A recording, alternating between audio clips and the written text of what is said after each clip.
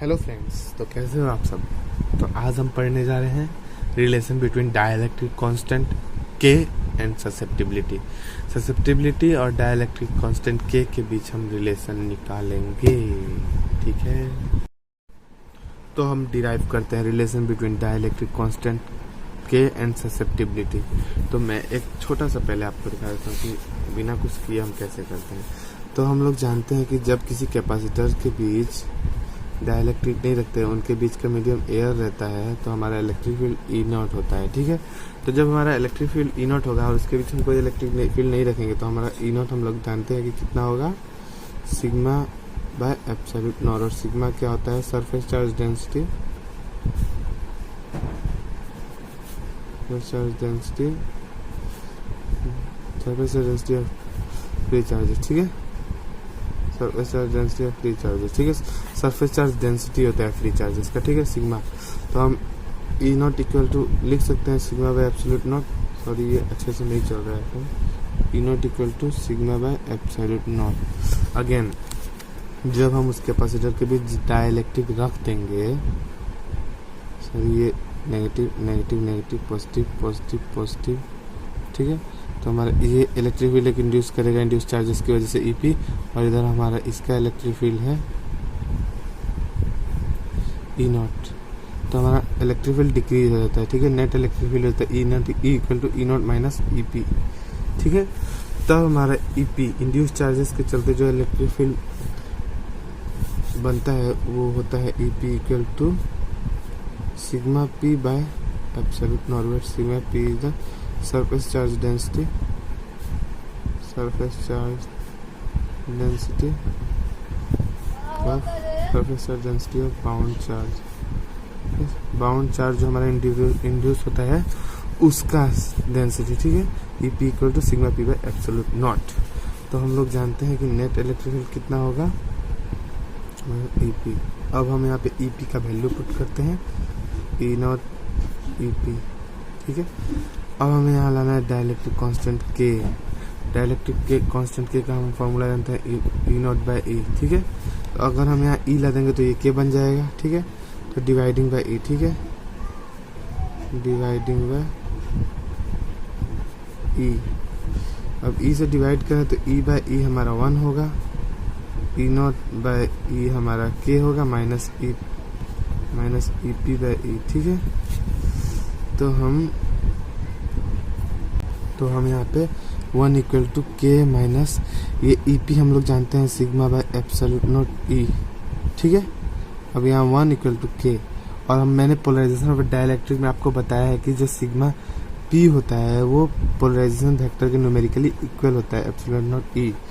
ठीक है, तो इक्वल होता है, आप लोग देखिएगा पोलराइजेशन वेक्टर में आपको मिलेगा। आप पोलराइजेशन वेक्टर एक बार वीडियो देख लीजिए, और फिर हम ससेप्टिबिलिटी के वीडियो में पढ़ते हैं कि पोलराइजेशन वेक्टर, सॉरी वेक्टर से नहीं देते, polarisation vector is by epsilon naught E हमारा होता है साइन, जिसे हम ससेप्टिबिलिटी के नाम से जानते हैं। तो हमारा इसलिए हमारा ये आ गया के इक्वल टू 1 प्लस साइन ई। ये हमारा रिलेशन हो गया, relation between dielectric constant and susceptibility के बीच। ठीक है, अब मैंने इसका एक नोट लिखा है, उसे आप लिखिएगा अपने नोटबुक में। तो चलिए एक बार उसे भी पढ़ लेते हैं। तो consider a parallel plate capacitor with vacuum as medium between the plates of a capacitor. एक पैरेलल प्लेट कैपेसिटर कंसीडर करेंगे जिसमें एयर उन दोनों बीच का मीडियम होगा। ठीक है, तो कैपेसिटर कंसीडर कर लिए, और उस पर कैपेसिटर पे चार्ज हम क्यू देंगे, और surface charge density of plate capacitor sigma हो जाएगा।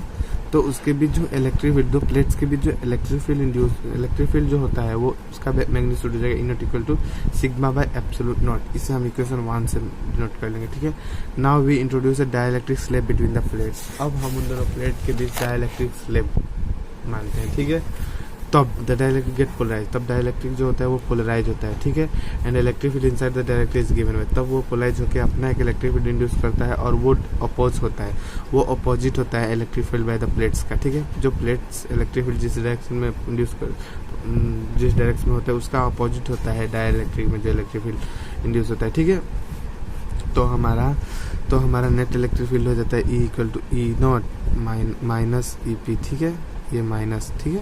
तो हमारा नेट इलेक्ट्रिक फील्ड ये हो जाता है। तो E equal to E naught minus EP when where EP is electric field produced inside the dielectric due to induced charges के कारण जो हमारा इलेक्ट्रिक फील्ड बनता है वो EP से हम डिनोट करते हैं, ठीक है।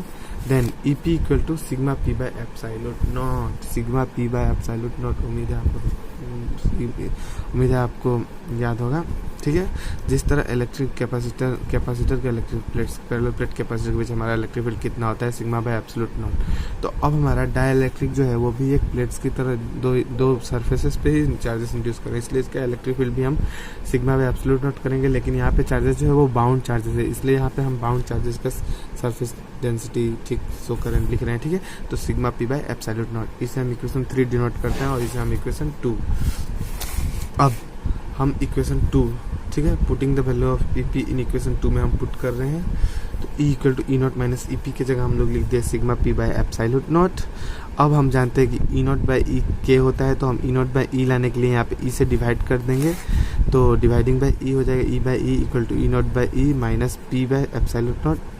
हम sigma P equal to P पढ़े हैं, पोलराइजेशन वेक्टर में आपको मिलेगा।